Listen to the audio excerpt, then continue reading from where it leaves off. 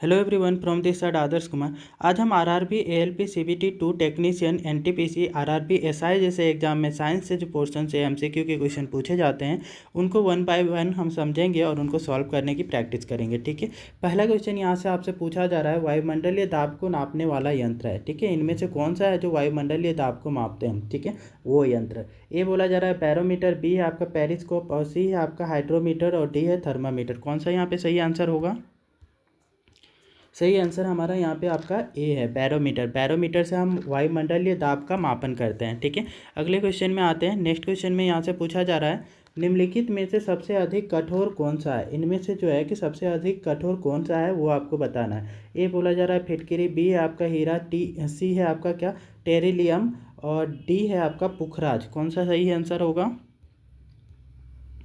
Correct answer हमारा यहाँ पे आपका ऑप्शन नंबर बी है। हीरा जो होता है, हीरा आपका सबसे अधिक कठोर धातु है। ठीक है, अधातु है। ठीक है, तो यह अधातु होते हुए भी सबसे अधिक कठोर है। ठीक है, तो हीरा यहाँ पे सही आंसर है। अगले क्वेश्चन में आते हैं। नेक्स्ट क्वेश्चन में यहाँ से पूछा जा रहा है, टेलीविज़न का आविष्कार किसने किया था? ठीक है, टेलीविज़न जो है, टेलीविज़न का आविष्कार किसने किया है उसका नाम बताना है। ए बोला जा रहा है नील्स बोर, बी है आपका जे.एल. बेयर्ड और सी है अलेक्जेंडर फ्लेमिंग और डी है ग्राम वेल। किन्होंने आपका टेलीविज़न का आविष्कार किया हुआ था?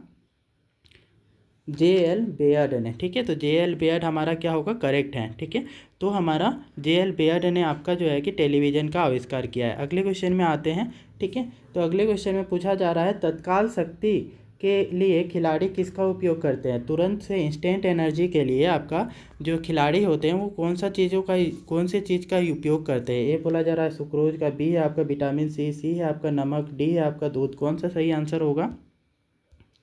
इंस्टेंट एनर्जी के लिए, तत्काल शक्ति के लिए जो खिलाड़ी होते हैं वो सुक्रोज का उपयोग करते हैं, ग्लूकोज भी बोलते हैं। ठीक है, तो या ग्लूकोज ऑप्शन में हो या फिर आपका सुक्रोज ऑप्शन में हो। ठीक है, तो उसको आपको करेक्ट करना है। ठीक है, तो आपका यहाँ पे सुक्रोज सही आंसर होगा। ठीक है, अगले क्वेश्चन में आते हैं। नेक्स्ट क्वेश्चन में यहाँ से पूछा जा रहा है, दूध की शुद्धता किस यंत्र से मापी जाती है? ठीक है, दूध की जो आपका प्योरिटी है वो कौन से यंत्र की सहायता से मापते हैं? ए बोला जा रहा है लैक्टोमीटर, बी है आपका मैनोमीटर, सी है आपका पीरोमीटर और डी है आपका टेकोमीटर। कौन सा सही आंसर होगा?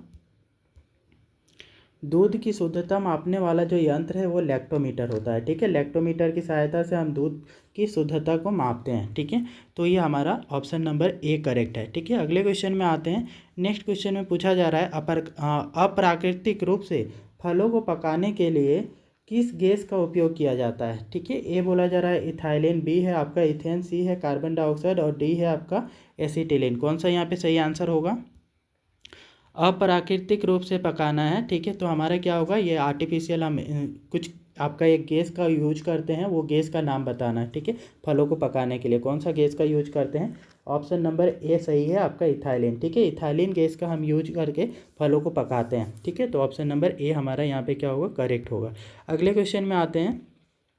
नेक्स्ट क्वेश्चन में पूछा जा रहा है, इंसुलिन का आविष्कार किसके द्वारा किया गया? ठीक है, इंसुलिन का आविष्कार करने वाले पर्सन का नाम बताना है। ए बोला जा रहा है आपका इजक मैन और बी है आपका बेटिंग और सी है आपका डोमाग और डी है ई.जी. खुराना। कौन से सही आंसर होगा?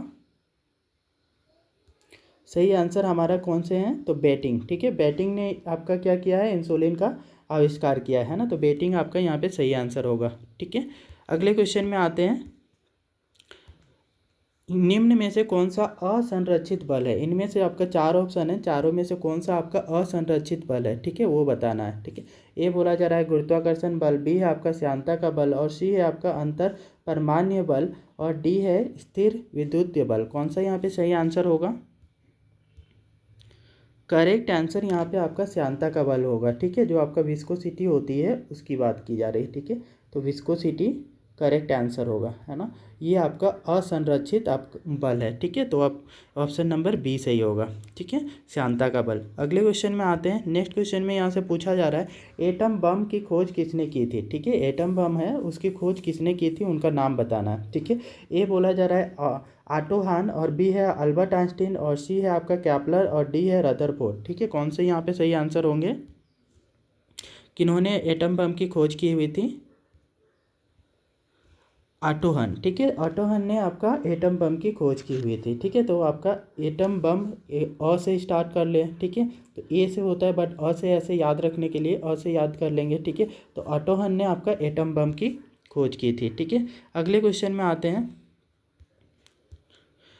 कण द्वारा चले गए मार्ग की प्रकृति निर्धारित होती है, ठीक है। जो आपका पार्टिकल्स होते हैं, कण होते हैं, कण के द्वारा चले गए मार्ग आपका जिस डायरेक्शन में आपका ये जो आपका रैंडम मोशन करती है, इधर उधर आपका कण मोशन करते हैं, तो उसके मार्ग को कैसे निर्धारित करते हैं। ए बोला जा रहा है त्वरण से, बी है आपका वेग से, सी है आपका विस्थापन से, डी है उपयुक्त किसी से नहीं, ठीक है। कौन सा यहाँ पे सही आंसर होगा। ऑप्शन नंबर डी करेक्ट होगा, ठीक है। इनमें से किसी के हेल्प से भी हम क्या कर सकते हैं कि कण के द्वारा चले गए मार्ग का निर्धारित नहीं कर सकते हैं, ठीक है। तो उपयुक्त किसी से नहीं, आपका ऑप्शन नंबर डी सही होगा, ठीक है। ये वीडियोज आपको फ्रूटफुल लगी हैं और सच अच्छे से समझ में आई हैं तो कृपया वीडियो को लाइक करें, शेयर करें और चैनल को सब्सक्राइब कर लें।